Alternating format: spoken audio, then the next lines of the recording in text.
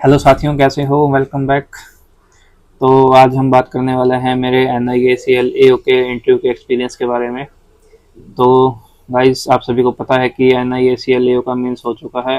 I hope आप सभी का जो मेंस का पेपर है बहुत अच्छा हुआ होगा। तो अभी बारी है इंटरव्यू की। तो आप बिना टाइम वेस्ट किए इंटरव्यू की तैयारी में लग जाइए। और आज मैं आपके साथ अपना एक्सपीरियंस शेयर करूँगा और मैंने इंटरव्यू की तैयारी कैसे की उसके ऊपर मैं एक सेपरेट वीडियो आपके साथ शेयर कर दूंगा। तो मेरा जो इंटरव्यू था वो 21 जनवरी 2025 को शेड्यूल्ड हुआ था।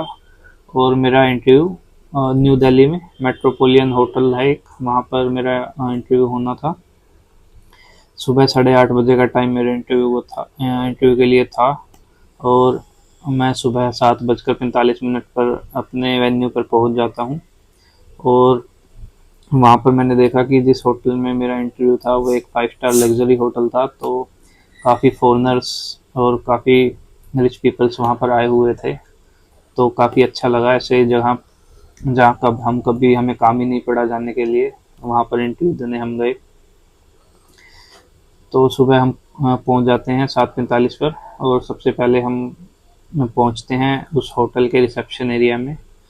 और बाकी सब एस्पिरेंट्स भी जिनका इंटरव्यू वहाँ पर था वो वहाँ पर वेट कर रहे थे। तो मैं भी वहीं जाकर रिसेप्शन एरिया में बैठ जाता हूँ। इसके 10-15 मिनट के बाद एक NIA का ऑफिशियल या कोई और एक पर्सन आता है और हम सबको गाइड करता है कि आप हम मेरे साथ चलिए। तो हम सभी जो वहाँ पर इंटरव्यू का वेट कर रहे थे, हम उस शख्स के साथ चले जाते हैं।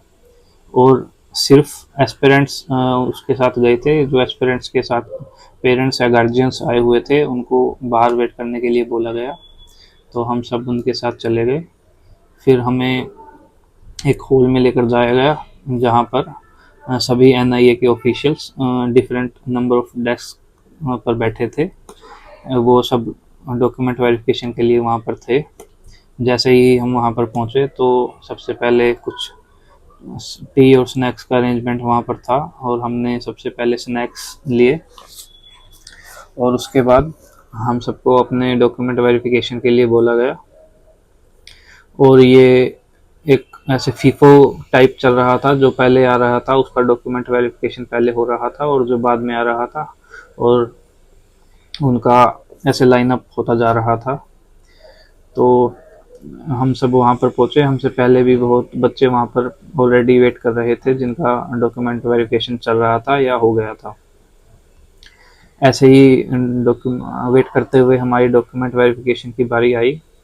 और डॉक्यूमेंट वेरिफिकेशन करने के बाद हमें वेट करने के लिए बोला गया। इंटरव्यू तब तक स्टार्ट हो चुका था। बहुत बच्चे इंटरव्यू के लिए जा चुके थे। बाय नेम सभी को बुलाया जा रहा था। और ऐसे ही वेट करते हुए मैम ने मेरा नाम अनाउंस किया तो मैं भी इंटरव्यू देने के लिए मैम के साथ चला गया। और उस टाइम काफ़ी नर्वस मैं हो चुका था कि कैसा इंटरव्यू मेरा जाने वाला है। पहला इंटरव्यू मेरा है, कैसा जाएगा। तो जैसे तैसे मैं मैम के साथ चल देता हूँ। और फिर मैं उस इंटरव्यू में जहाँ इंटरव्यू हो रहा था उस इंटरव्यू रूम के बाहर मुझे बैठने के लिए बोला गया। क्योंकि उस इससे पहले जिसका इंटरव्यू चल रहा था उसके बिल्कुल नेक्स्ट मेरा इंटरव्यू आने वाला था। तो मैं वहाँ बैठ जाता हूँ और 5-7 मिनट के बाद मेरी बारी आ जाती है। फिर मैं अपना अंदर डोर नॉक करता हूँ और परमिशन लेता हूँ अंदर आने के लिए। तो वहाँ पैनल था जो मुझे अंदर आने का परमिशन देता है। फिर मैं अंदर जाता हूँ। वहाँ पर पैनल में 5 मेंबर थे जिसमें एक फीमेल और 4 मेल मेंबर थे। फीमेल मेंबर सबसे लेफ्ट मोस्ट साइड पर बैठे हुए थे और जो 4 मेंबर थे वो एक side right side 4 male member बैठे हुए थे। तो मैंने सबको अंदर जाते ही सबसे पहले ग्रीट किया, गुड मॉर्निंग सर और गुड मॉर्निंग मैम, सबकी तरफ आई कांटेक्ट करते हुए।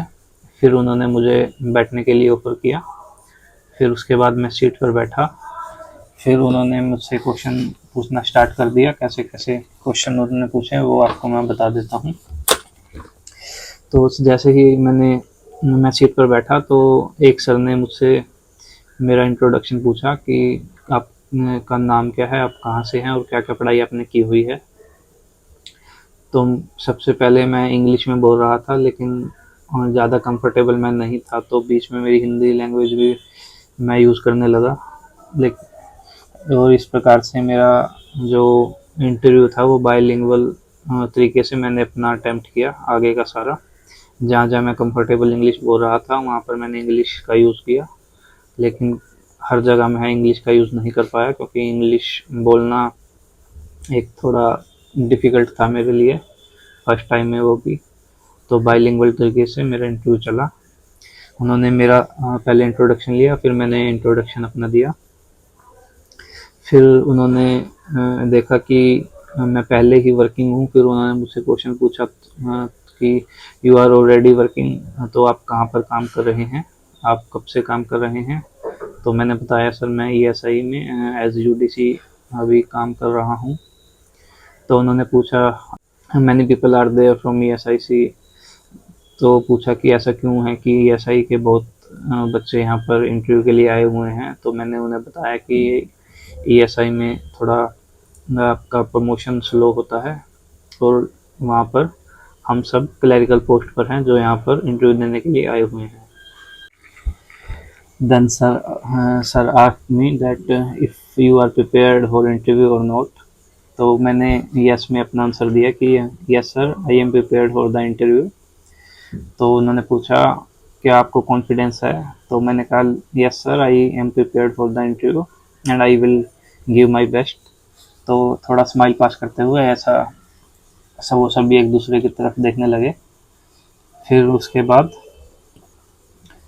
उन्होंने अपने साथ बैठे हुए दूसरे सर को क्वेश्चन पूछने के लिए कहा।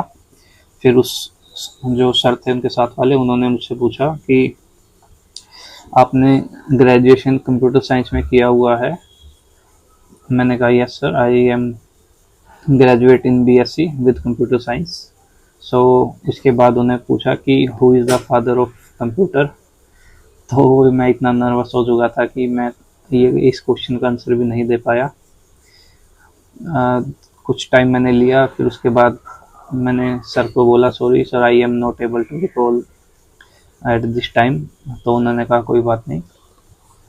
मैं इतना नर्वस हो गया था कि मैं एक बेसिक क्वेश्चन जो कंप्यूटर का बनता है कि फादर ऑफ कंप्यूटर क्या है, वो भी मैं आंसर नहीं कर पाया था। तो बहुत नर्वस था मैं उस टाइम। फिर उसके बाद उन्होंने एक क्वेश्चन और मुझसे पूछा कि अभी रिसेंट में क्या साइबर फ्रॉड इंसिडेंट्स हो रहे हैं, कोई एग्जांपल मुझे दीजिए। तो उस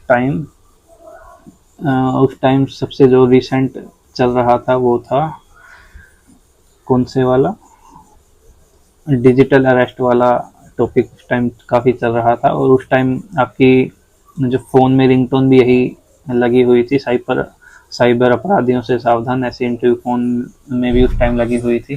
तो मैंने उसी का रेफरेंस देते हुए बोला कि डिजिटल अरेस्ट वाला साइबर फ्रॉड है जो अभी रिसेंट में काफ़ी चर्चा में है। तो वो ये सुनकर वो काफ़ी सेटिस्फाई मुझे लगे कि शायद वो यही पूछना चाह रहे थे डिजिटल अरेस्ट के बारे में। फिर उन्होंने मुझसे पूछा कि कैसे हम डिजिटल अरेस्ट से बच सकते हैं, ऐसी ऐसी चीज़ें उन्होंने मुझसे पूछी। तो ऐसे इंटरव्यू हमारा चला। फिर उसके बाद उन सर ने भी आगे पास कर दिया थर्ड ऑफिशियल जो वहाँ पर बैठे थे क्वेश्चनिंग के लिए। फिर उन्होंने मुझसे क्वेश्चन किया कि आपकी फैमिली में कौन कौन है। तो फिर मैंने वहाँ पर अपना फैमिली का इंट्रोडक्शन दिया कि मेरी फैमिली में ये हैं। फिर उन्होंने मुझसे पूछा कि आप हरियाणा से आते हैं, तो why Haryana is famous, which things are there which makes Haryana famous. तो फिर मैंने अपना हरियाणा का थोड़ा इंट्रो बताया कि ये स्पोर्ट्स के बारे में यहाँ पर स्पोर्ट्स को लेकर हरियाणा काफ़ी फेमस है। और साथ ही फिर उन्होंने मुझसे पूछा कि क्या नेगेटिव चीज़ है जो हरियाणा जिसके लिए काफ़ी फेमस है। तो फिर मैंने अनएम्प्लॉयमेंट रेट जो मुझे याद था मैंने उसका बताया। फिर उन्होंने पूछा क्या गर्ल चाइल्ड के बारे में भी हरियाणा कुछ पॉजिटिव है। तो फिर मैंने कहा नहीं सर ऐसा अभी हरियाणा नेगेटिव थोड़ा इमेज में है कि गर्ल्स चाइल्ड को लेकर हरियाणा में ज़्यादा चीज़ें नहीं हैं, उन्हें यहाँ पर ज़्यादा मौके नहीं दिए जा रहे, ऐसा करके थोड़ा हमारा इंटरव्यू चला। तो फिर उसके बाद सर ने नेक्स्ट सर को पास किया क्वेश्चनिंग के लिए। तो फिर नेक्स्ट सर ने मुझसे ये पूछा कि what are the principle of insurance. फिर मैंने डिफरेंट टाइप्स ऑफ इंश्योरेंस बताए, जो हमारे 6 टाइप्स ऑफ इंश्योरेंस के प्रिंसिपल रहते हैं। तो फिर सर ने कुछ 1-2 इंश्योरेंस की डेफिनेशन भी मुझसे पूछी, जिनमें से एक था कि what is principle of utmost good faith, एक ये सर ने मुझसे पूछा। और इसका एग्जांपल भी सर ने मुझसे पूछा कि आप इसको कैसे एग्जांपल के थ्रू बताएंगे। तो एक क्वेश्चन ये मेरे से था, तो ये मैं पहले ही पढ़ के गया था, तो इसका मैंने अच्छे से जवाब दिया। फिर एक और क्वेश्चन उन्होंने मुझसे पूछा कि एजेंट्स होते हैं जो, वो उनका क्या काम रहता है। तो ये कुछ क्वेश्चन उन्होंने मुझसे पूछे। फिर उन्होंने जो मैम बैठे थे उनको क्वेश्चनिंग के लिए आगे पास कर दिया। तो मैम ने सबसे पहले मुझसे पूछा कि मुझे बताइए कि जो इंटरमीडिएट्स होते हैं उनका क्या काम रहता है इंश्योरेंस सेक्टर में। तो फिर मैंने सब मैम को बताया कि इंटरमीडिएट्स जो होते हैं वो अभी हमारे इंश्योरेंस सेलिंग में बहुत हेल्प करते हैं। हम अभी इंश्योरेंस कंपनीज को बिजनेस ला कर देने में इंटरमीडिएट्स का बहुत बड़ा रोल होता है। ऐसी चीज़ें कुछ मैंने उनको बताई।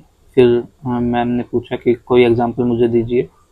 तो फिर मैंने एग्जांपल दिया कि ब्रोकर्स होते हैं और बैंक्स भी एज एन इंटरमीडिएट काम करते हैं। फिर मैम ने कहा बहुत बढ़िया, गुड।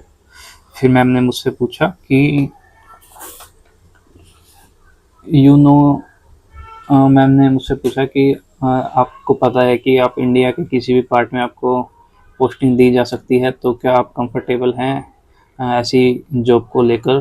तो फिर मैम को मैंने बताया कि yes ma'am, I am comfortable with all over India posting, there is no issue, I can manage all over India where an ACL will post me. तो उन्होंने फिर मुझसे क्वेश्चन पूछा कि how you will manage if you will posted in South India. Basically वो ये पूछना चाह रहे थे कि आपको लैंग्वेज बैरियर आने वाला है तो आप कैसे मैनेज करेंगे। तो फिर मैंने मैम से कहा कि ma'am, I will work on my English language and I will able to manage this in South India by learning their local language, as well as I will work on my English language so that I can manage my job। तो फिर वो काफ़ी satisfy मुझे लगे। फिर उन्होंने कहा okay, best of luck. इसके बाद मेरा इंटरव्यू ख़त्म हो जाता है। फिर ये जो मेरा इंटरव्यू था कुल 13-14 के मिनट के आसपास चला था।